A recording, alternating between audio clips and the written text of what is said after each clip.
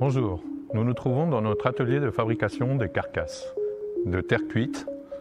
Alors comme vous voyez, ici c'est le kaolin, c'est l'argile qui permet d'avoir une très forte densité thermique. La première phase, c'est la base du four. Donc nous faisons une couche de 8 cm de terre cuite réfractaire. Ensuite, chaque jour, nous mettons avec des rouleaux de terre cuite, nous montons les parois. Donc comme vous voyez là, au fur et à mesure des jours, nous montons. Ici, c'est le premier jour. Là, c'est 2-3 jours plus tard. Et chaque jour, nous montons l'hauteur des parois en fonction du séchage des parois. Comme vous voyez là, prêt pour monter le four.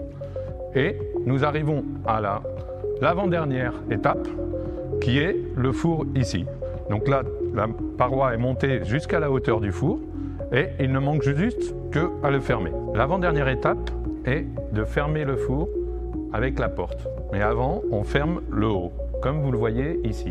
Ici, le four est totalement fini, hermétique et monobloc, avec la porte. Et maintenant, la dernière étape, c'est le four fini totalement, avec sa porte ouverte, son épaisseur parfaite de 5 cm.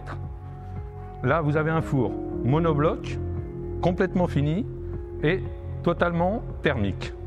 L'avantage de ce four, c'est la chaleur tournante. En fait, le four, vous le chauffez à l'intérieur et partout dans le four, il y a la même chaleur. Donc vous pouvez cuisiner aussi bien ici que partout dans le four.